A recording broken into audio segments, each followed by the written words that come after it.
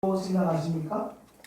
지금의 삶을 부인함으로써 또 다른 나만의 세계와 나만의 시간을 찾으려고 할 때에 거기에서 삶의 문제와 갈등이 생기는 것입니다. 만일 그렇다고 한다면 오늘 이 성경에 나와 있는 등장인물을 통하여서 하나님이 주신 교훈의 말씀을 온전하게 나의 것으로 받아들이실 수 있기를 바랍니다. 아멘. 다윗이 라마 나요스에서 도망나와서 요나단을 찾아가죠. 이 사무엘상 18장부터 20장까지는 사울이 다윗을 죽이려고 하는 시도가 6번 이상 나옵니다. 모든 것이 다 화려해졌습니다. 그의 시기심으로 다윗 자신이 죽을 위기에 있다는 것, 그리고 다윗이 죽든지 사울이 죽든지 이 문제는 누구 하나가 죽어야 끝난다는 것을 알게 되었습니다. 그래서 자기 삶을 준비해야 되지 않겠습니까? 하지만 자기를 사랑하는 요나단에게 이 문제를 상의하지 않고는 어떠한 일도 하지 않겠다고 결심을 해서 요나단을 찾게 된 것입니다. 그러면서 요나단을 찾아와서 사울이 자기를 죽이려고 하고 이 문제는 가만히 끝나지 않으리라고 얘기를 합니다. 그 부분이 3절 나와 있습니다. 3절 말씀에 다윗이 또 맹세하여 이르되 내가 내게 은혜 받은 줄을 내 아버지께서 밝히 알고 스스로 이르기를 요나단이 슬퍼할까 두려운즉 그에게 이것을 알리지 아니하리라 하느니라. 그러나 진실로 여호와의 살아계심과 내 생명을 두고 맹세하노니 나와 죽음의 사이는 한 걸음뿐이니라. 무슨 말이죠? 하나님이 살아계시고 요나단 내가 숨쉬는 것이 분명하듯이 사울이 나를 죽이는 것은 너무너무 확실하다. 이런 뜻입니다. 이 이야기를 들은 요나단, 사울을 다윗을 사랑하지만 아버지 사울에 대한 희망을 저버리지 않고 있었습니다. 그러나 다윗에게 안정과 평안을 주기 위해서 그는 사울의 승례가 어떠한지 알기 위해서 실험하고자 합니다. 이 이스라엘에게는 초하루라는 행사가 있었는데요. 매월 첫째 날 저녁 때가 되면 초승달이 뜨는 저녁 때가 되면 예배와 축제의 기간을 갖습니다. 그것이 왕의 주도하에서 이루어집니다. 그 초하루날. 매년제라는 것은 1년에 한 번씩 가족들이 하나님께 예배드리는 날입니다. 이 초하루와 매년제가 겹치게 되면 사람들은 주로 매년제, 가족들과 1년에 한 번씩 예배드리는 그 자리에 참석하는 것이 거의 상식적입니다. 그런데 지금 다윗이 초하루 예배드리는 날에 사울과 함께 있지 않고 매년제 자기 가족과 함께 예배드리는 그곳으로 내려갔다는 말을 사울이 들었을 때 분노합니다. 그리고 그의 속내를 드러내고 다윗을 죽여버리고 말겠다. 그러면서 다윗을 변론하는 요나단에게 매우 모욕적으로 말하면서 참으로 죽이려고까지 합니다. 30절 말씀은 어떻게 되어 있냐면 사울이 요나단에게 화를 내며 그에게 이르되 패형 무도한 계집의 소산아 내가 이새의 아들을 택한 것이 내 수치와 내 어미의 벌거벗은 수치됨을 내가 어찌 알지 못하랴. 지금 자기 아들에게 사울이 말하는 것입니다. 매우 단어 하나하나가 천박한 용어입니다. 그 용어를 사용하면서 요나단을 모욕 주고 그를 죽이려고까지 하죠. 그러자 요나단이 34절 하반절에 보면 이렇게 말하고 있습니다. 이는 그의 아버지가 다윗을 욕되게 하였으므로 다윗을 위하여 슬퍼함이었더라. 여기 우리말 성경에는 다윗을 욕되게 했다고 기록되어 있지만 사실은 다윗을 욕되게 한 것이 아니라 요나단 자신을 욕되게 했다 이런 뜻입니다. 그의 부친 사울이 요나단을 욕되게 했다 이런 뜻이죠. 왜? 요나단의 어머니를 뭐라고 표현하고 있습니까? 그죠? 패형부도한 계집의 종이다 이렇게 얘기해요. 그러니 자기 어머니를 모욕했으니 그 모욕은 아들이 요나단의 모욕인 것입니다. 그래서 거기에서 아버지가 이 상태까지 오게 됐구나 라는 것을 알게 됩니다. 그러면서 지금까지 다윗에 대해서는 충분히 공감하지 못했는데 이 일을 통하여서 다윗이 어떠한 심정이겠거니 하면서 충분히 이해하게 되죠. 그러면 이 사건을 통하여서 요나단이 자기 힘으로 아버지를 더 이상 제지할 수 없다는 사실을 알게 되었습니다. 그러면 그 아버지의 상태를 알게 되었을 때 요나단이 아버지 사울 곁을 떠났습니까? 그렇지 않았습니다. 이 다윗의 행적에서 가장 선택의 어려움을 겪은 사람이 누구냐면 요나단이에요. 다윗을 사랑하죠? 아버지를 사랑합니다. 다윗을 사랑하는 까닭에 아버지를 버릴 수는 없습니다. 균형 잡기가 제일 어려웠던 사람이 요나단입니다. 그는 언제나 아버지 곁에서 함께했습니다. 사울이 다윗을 잡기 위해서 추격할 때에도 요나단은 함께했습니다. 요나단이 다윗을 잡기 위해서 함께한 것이 아니라 아버지가 그릇된 일을 하지 못하도록 막기 위해서 함께했던 것이죠. 사무엘상 23장을 보면 그것을 알 수가 있습니다. 그 결과 사울이 자기의 시기심으로 다윗을 쓰러뜨리지 못하도록 막습니다. 그 일을 그쳤습니다. 세상적으로 말하자면 요나단은 기운의 왕자입니다. 아버지가 잘 만났더라면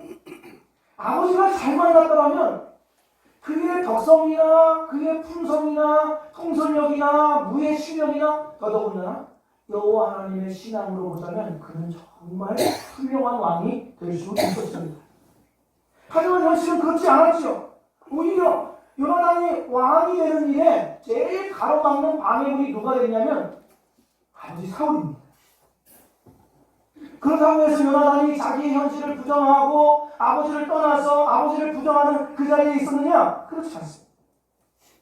요나단은 죽기까지 아버지 곁에 있습니다. 블레셋의 전쟁, 기릴보아 전쟁이 마지막입니다. 그 전쟁에 사울 왕도 죽고 그 사울 왕의 곁에 있었던 요나단도 그 전쟁에서 전사하고 맙니다. 죽기까지 아버지를 떠나지 않고 구성원으로서 태어나게 되죠. 하나님께서 아담과 하와를 창조하셔서 가장 공동체의 최소단위 두 사람 가정을 이루어 주심으로써 그 공동체에서 분리되지 않게 하셨습니다.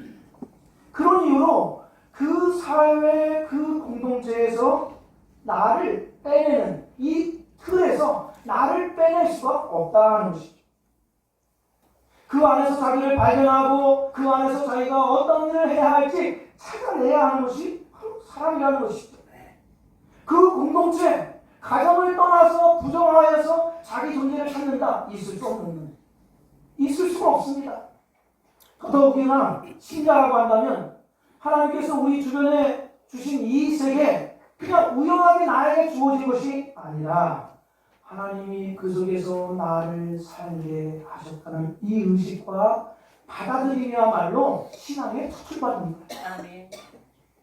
이것은 숙명론, 어쩔 수 없이 살아야 돼 라는 책임의식을 말한다거나 어떠한 변화의 시도나 도전도 하지 말아야 된다 이런 뜻이 아닙니다. 자기가 속해 있는 공동체, 가정, 사회를 부정하고서는 그 어떠한 것도 새로운 것을 만들 수가 없는 것입니다. 전혀 있을 수도 없고 성경적이지도 못합니다. 성경의 인물들 하나하나를 보십시오. 그들은 자신이 속한 민족이나 나라를, 가정을 부정한 일이 없습니다. 부정한 일이 없죠. 심지어 자기는 가담하지 않았지만 그 민족과 나라가 저지른 죄를 자기의 것처럼 여겨서 그 안에서 회개하며 무엇을 해야 할지 찾는 사람들이 신앙의 인물들이었습니다. 그래서 예수 믿는 사람이 힘든 겁니다. 다윗을 놓을 수 없고 사울을 놓을 수도 없습니다. 진짜는 그럴 수 없습니다. 우리 가정 안에 못마땅한 가족들이 있죠? 누가 바뜩 생각날 겁니다. 못마땅한 사람이 있어요. 그러면 가족을 부정할 수 있습니까? 그 가족은 때로 우리에게 고통을 가져다 줍니다. 우리 삶이 그로 인하여서 가로막힌 것 같습니다. 내 꿈과 비전을 펼칠 수 없고 생각할 수도 없는 그러한 고통과 늘 틀어막는 일에 내가 활용되는 것 같습니다. 카드값 틀어막아야 되고 인간 문제 틀어막아야 되고 다 틀어막는데 내 삶이 다 소비되는 것만 같습니다. 그래서 가정이 아니라 뭐라고 불러요? 집구석이라고 부르죠. 집구석이라고 부르죠. 이 집구석을 빨리 뛰쳐나가고 싶습니다. 만약에 할 수만 있다면 그들과 다 끊어버리고 단절하고 싶습니다. 왜 명절날 해외여행을 떠나는 사람들이 많은 줄 아세요? 그 사람 대학이 싫어서 해외여행 가는 거예요. 무조건 되면 좋다 이런 뜻은 아닙니다만 우리가 속해 있는 가족 구성원 공동체 거기에서 나를 빼내서 자유를 얻겠다고 하는 것은 허상에 불과한 것입니다. 우리가 선교지에 가서 순교의 정신으로 사역하고 봉사하고 복음 전하는 일 필요하죠. 그러면서도 우리에게 주신 사명은 지금 내가 있는 여기 이 자리에서부터 나의 주어져 있는 십자가를 짊어지는 그것이 신앙의 첫 출발임을 꼭 기억하시기 바랍니다. 아멘. 그 사명을 부정하고서는 하나님의 역사를 선한 역사를 기대한다는 것은 모순입니다. 예수님께서 대가볼리 지역에서 군대 귀신 들린 자를 고쳐주시죠. 그가 정신이 온전하게 됩니다. 정신이 차리고 보니까 자기가 얼마나 험악한 인생을 살았는지를 알게 됩니다. 그래서 예수님께 부탁드리죠. 예수님과 함께하게 해주십시오라고 부탁드립니다. 그때 예수님께서 뭐라고 말씀하십니까? 마가복음 5장 19절 말씀에 집으로 돌아가 주께서 내게 어떻게 큰 일을 행하사 너를 불쌍히 여기신 것을 내 가족에게 알리라. 주님을 따르는 것이 더 나아 보이지 않겠습니까? 그런데 주님께서 이렇게 말씀하시는 것입니다. 아니다. 너의 가정으로 돌아가라. 너의 과거도 알고 지금도 알고 있는 가족과 마을 사람들에게로 돌아가서 주님께서 어떠한 일을 행하셨는지를 이야기하라. 이렇게 말씀하십니다. 너의 삶을 부정하지 말라는 것입니다. 내가 또 다른 삶을 삶으로써 무엇인가 다르게 인생을 꾸려갈 수 있을 것이라고 생각하지 말라는 것입니다. 윌리엄 글래서 박사라는 분이 있습니다. 이분은 누구냐면 프로이드의 주장에 반대한 사람입니다. 이 프로이드라는 사람은 우리가 말하는 죄책감이 있죠. 이 죄책감을 뭐라고 생각했냐면 병적인 집착, 신경증적인 것 이렇게 생각을 했습니다. 그래서 죄책감이라는 것은 없다. 병적인 것이다. 이렇게 얘기를 한 것이죠. 그것에 대해서 반론한 사람, 반대한 사람이 윌리엄 글래서라는 사람입니다. 그래서 이 글래서라는 사람은 어떻게 비행 청소년이나 정신적인 혼란을 겪는 사람들을 도울 수 있을까? 프로이드와는 다른 접근으로 그 사람들을 도와야 된다라고 해서 이 사람이 만든 게 현실요법이라는 말입니다. 현실요법이라는 치료법입니다. 이 현실 치료법의 가장 중요한 점은 이것입니다. 사람이 본질적인 필요를 채우지 못하면, 즉 사랑과 자기 가치에 대한 필요를 채우지 못하면 주변 세계에 대해서 부정하고 비행적으로 행동한다. 무책임하게 행동한다는 거예요. 자기 가치를 알지 못하면 무책임하게 한다는 것이죠. 그래서 비행청소년이 있고 올바른 삶을 살아가지 못하는 혼란스러운 삶을 산다는 것이 이 사람의 주장이죠. 그러면 이 사람들에게 어떻게 해야 되냐? 이 윌리엄 글래서의 주장은 이렇습니다.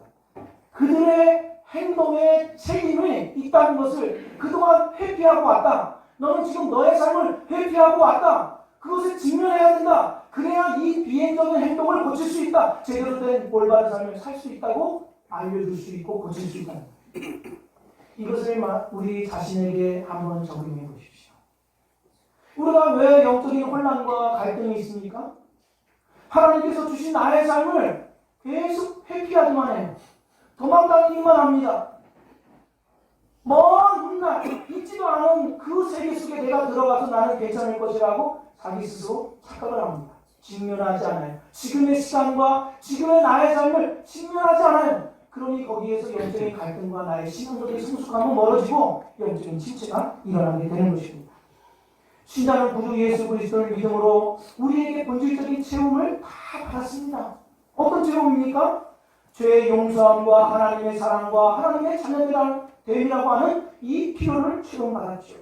그렇다고 한다면 우리는 세상과 실체를 부인하는 무책임한 그러한 세상 사람들과는 달리 나에게 있는 이 삶이 하나님이 주신 삶이라고 여기면서 그것을 받아들여 어찌하든지 그 가운데서 하나님의 사람으로서 살아가기로 다짐할 수 있는 이 신성한 결단이 우리에게 있기를 축복드립니다. 아멘. 그러면 요나단이 단지 인간의 우정에 따라서 다윗을 돕고 그를 섬겨가는 것이었을까요? 그렇지 않습니다. 인간의 우정을 뛰어넘는 무엇인가가 있었습니다. 그것은 하나님의 시각, 하나님의 일하심에 대한 인식이었습니다. 그것을 14절부터 16절에 있는 말씀 제가 다른 번역본으로 읽어드리겠습니다. 내가 사는 날 동안 여호와의 인자를 내게 베풀어 주시기를 바랍니다. 내가 죽더라도 당신의 인자를 나의 가문에서 영원히 끊어지지 않게 하십시오. 여호와께서 다윗의 대적들을 지면에서 다 끊어버리시기를 구합니다. 지금 누가 누구에게 말한 거예요? 요나단이 다윗에게 말한 거예요. 요나단이 다윗에게. 그때의 환경적으로 보자면 사울의 뒤를 이어서 왕이 될 사람은 왕자 요나단입니다. 그런데 지금 자기가 왕이 될 거라고 얘기를 하잖아요. 오히려 다윗이 왕이 될 거라고 이렇게 이야기합니다. 그러면서 뭐라고 이야기하냐면 다윗의 대적들을 여호와께서 지면에서 멸하여 주십시오 이렇게 말합니다. 그러면 다윗의 대적에는 누구도 들어가 있습니까? 그렇죠. 자기 아버지인 사울도 들어가는 것입니다. 요나단은 자기와 자기 가문 사울의 운명이 어떻게 될 것인지를 예감하고 있었던 듯 합니다. 그래서 이 다윗에게 뭐라고 이야기하냐면 자기 가문에 대한 인자함을 끊어버리지 말아달라. 마치 하나님이 죄인을 불쌍히 여기듯이 다윗, 내가 우리 가문을 불쌍히 여겨달라고 그렇게 약속을 합니다. 이 말은 사무엘 23장에서 더욱 분명해집니다. 사무엘상 23장 15절부터 18절에 있는 말씀을 보시면 다윗이 사울이 자기의 생명을 빼앗으려고 나온 것을 보았으므로 그가 광야 수풀에 있었더니 사울의 아들 요나단이 일어나 수풀에 들어가서 다윗에게 이르러 그에게 하나님을 힘있게 의지하게 하였는데 곧 요나단이 그에게 이르기를 두려워하지 말라. 내 아버지 사울의 손이 내게 미치지 못할 것이오. 너는 이스라엘 왕이 되고 나는 내 다음이 될 것을 내 아버지 사울도 안다 하냐. 두 사람이 여호와 앞에서 언약하고 다윗은 수풀에 머물고 요나단은 자기 집으로 돌아가니라.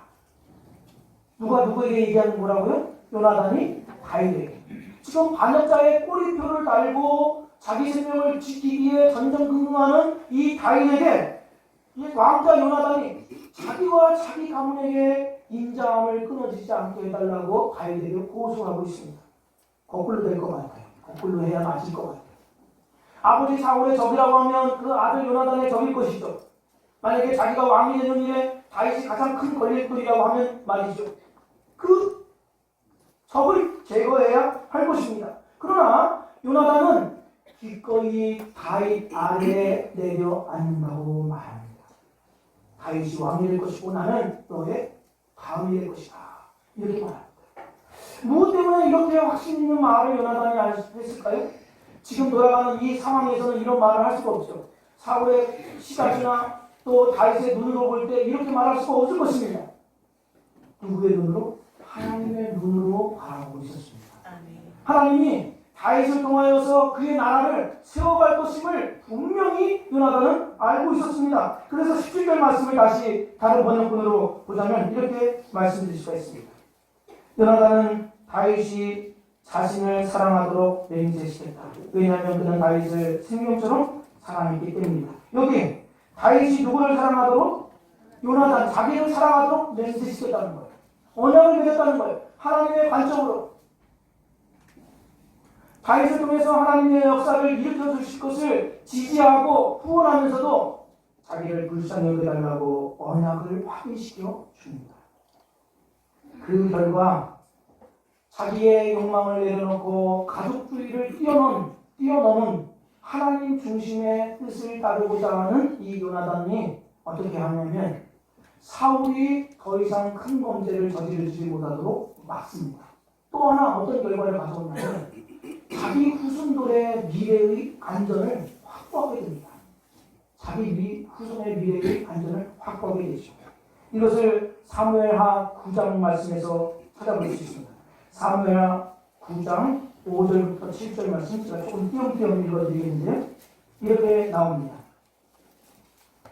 다윗 왕이 사람을 보내어 로드발 암미엘의 아들 마길의 집에서 그를 데려오니 사울의 손자 요나단의 아들 무비보셋이 다윗에게 나와 그 앞에 엎드려 절하며 다윗이 이르되 무비보셋이여 하니 그가 이르기를 보소서 당신의 종입니다.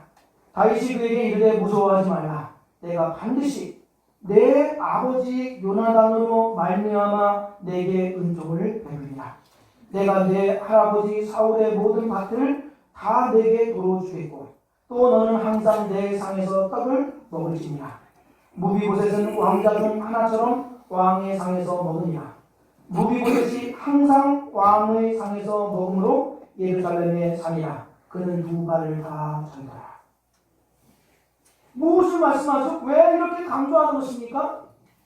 다윗은 요나단이 자기에 대하여 언약을 신실하게 지켰던 것처럼 자기도 역시 요나단과 함께 언약 세운 것을 신실하게 지켜줌을 지금 말씀하고 있는 것입니다.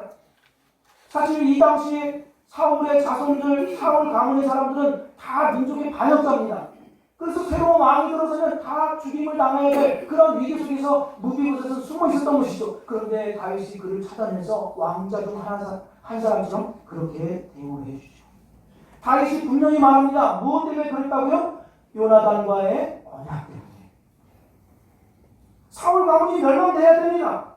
그럼에도 불구하고 요나단의 자기 내려놓은 자기 가족주의를 뛰어넘어서 하나님 관점에서 보는 그 신앙이 자기 가문의 명맥을 이어주게 합니다. 그러면 무비보셋 이 후손들이 어떻게 되는지를 보십시오. 역대상 8장 34절 40절 말씀 구절이 많아서 제가 잘라서 읽어드립니다.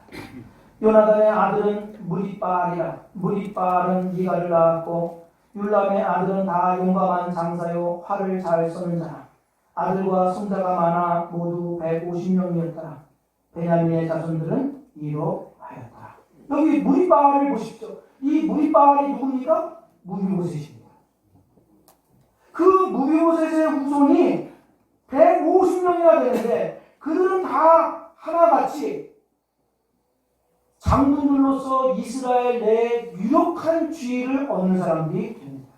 왜 역대상 기자가 이 베냐민 지파, 특별히 요나단의 아들 자손들의 이름을 기록했느냐? 그들은 멸절될 위기에 있었으나 요나단 한 사람으로 인하여 그 가정과 가문이 살아난 것을 지금 보여주고 있는 것입니다. 직접적인 자손은 아닐지라도 저 사도 바울 어느 지파예요? 베냐민 지파. 그 후손에게서 사도 바울도 나오게 되는 것입니다. 한 사람 요나단이 자기의 야망을 내려놓고 자기의 주의를 뛰어넘어서 하나님의 순리를 따르기로 결심했을 때 그 가정을 멸절 위기에서 하나님은 오히려 유력한 가문으로 우뚝 세워주시더라 하는 것이죠. 하버드 대학의 니콜라스 크리스타키스라는 교수와 저 캘리포니아 대학의 제임스 파울로 교수가 1971년부터 2003년까지 성인 21세부터 70세까지 5,124명을 대상으로 그들을 조사했습니다. 어떤 내용이냐면 행복과 불행의 사회적, 지리적 근접관계라는 제목으로 연구를 했습니다. 그러니까 행복한 사람이 가까이에 있으면 어떤 영향을 받느냐, 불행한 사람이 옆에 있으면 어떤 영향을 받느냐, 이것을 5,124명을 통해서 연구했다는 것이죠. 이들의 결과는 이렇습니다. 내 옆집에 행복한 사람이 살고 있으면 나도 그로 인하여 행복할 가능성이 높다는 거예요. 성도 여러분, 우리가 은혜 받아야 돼요. 우리가 은혜 받아야 되는 이유가 있어요. 그래서 건강한 삶을 살고 행복한 사람이 우리 주변에 많을수록 나는 덩달아서 행복할 가능성이 높아진다는 거예요. 이건 역으로도 마찬가지예요. 불행한 사람이 있으면 나도 그 불행의 영향을 받기가 쉬울 수 있다는 것이죠. 여러분, 우리 가정에서 아빠가 인상 쓰고 들어오고 보십시오. 그럼 집안이 어떻게 되죠? 달라지죠. 그와 같이 우리가 이 행복과 불행의 영향을 받는다는 것이죠. 이 주제 봐보십시오. 화성 연쇄살인 사건. 인근 지역에 있는 사람들이 지금 몇십 년이 지났는데도 똑같은 고통을 앓고 있습니다. 그렇다고 한다면 가장 근접거리에 있는 가정에서 우리는 그 영향을 더 쉽게 주거니 받거니 할 수 있다는 것이죠. 그러한 놀라운 분위기가 우리의 가정의 풍토와 분위기를 만들어간다는 것입니다. 우리 이런 말 들을 때 시겁하지 않습니까? 쟤는 꼭 말하는 게 돌아가신 할아버지 같아. 이런 말 들을 때 시겁하죠. 아니 돌아가신 할아버지가 우리랑 같이 사는 것도 아닌데 그분의 영향력이 여전히 우리 가정과 가문의 풍토를 만들어라 하는 것이죠. 그렇다고 한다면 이 사람이 이렇게 자기의 중심적으로 살아가는 데 영향을 주는 것이 이렇다고 하면 우리가 우리의 이기주의와 우리의 신앙, 하나님께 고정된 신앙으로 살아간다고 한다면 하나님의 순리대로 내가 따라가기로 다짐한다고 한다면 그것이 얼마나 영향을 주겠느냐 하는 것입니다. 그것은 아무런 영향도 없이 의미도 없이 사라지는 것이 아니더라는 것입니다. 저 마게도니아의 알렉산더 대왕, 헬라 제국을 세운 사람이죠. 그 사람이 전쟁을 하다가 어느 날 위기 상황에 몰려 회당하게 되었습니다. 그러니 얼마나 왕이 초라하게 됐습니까? 병사들은 그 주변에서 스름스름 자기가 살 곳을 찾기 위해서 도망칩니다. 그런데 한 병사만이 이 알렉산더를 떠나지 않고 곁에 있는 겁니다. 그러니까 이 알렉산더 대왕이 그 말에 무거운 짐을 실어 놓은 것을 자기가 말하는 목적지까지 끌고 가라는 거예요. 지금 생명의 위기가 놓여 있는데 도망가는데 급급한데도 그 말을 끌고 가라는 거예요. 위기가 반전되어서 오히려 승리가 돼서 모든 것이 다 회복되어서 평화를 찾았습니다. 그때 이 알렉산더 대왕이 그 병사를 불러옵니다. 나를 떠나지 않아서 고맙다. 칭찬해줍니다. 그리고 그 말에 실어놓은 짐을 네 것으로 삼아라. 너 가지고 가라. 라고 합니다. 그 말 안장에 무엇이 얹혀져 있었겠습니까? 금덩어리들이 얹혀져 있었던 것입니다. 나는 그것이 고난이고 나는 힘들어 보여. 그래서 그것을 버리고 도망치고 싶습니다. 그러나 나는 그것을 하나님의 뜻대로 순리대로 내가 짊어지고 가니 그것이 나에게 상급이 되더라 하는 것이죠. 아멘. 사람들은 인정할 수 없고 모를 수도 있습니다. 그러나 하나님은 다 아십니다. 아멘. 하나님은 살아계십니다. 아멘. 그분의 기억력은 흐릿해지거나 희미해지지 않습니다. 그렇다고 하면 우리가 예수 그리스도로 인하여 새 생명을 얻고 새 질서 속에 사는 신자라고 한다면 우리는 우리의 논리가 아니라 하나님의 순리에 따라서 우리 자신도 은혜롭고 우리의 가문도 은혜롭고 우리와 함께한 사람도 은혜롭게 할 수 있는 믿음의 주인공들이 나와 되시기를 주의 이름으로 축복드립니다. 다 같이 자리에서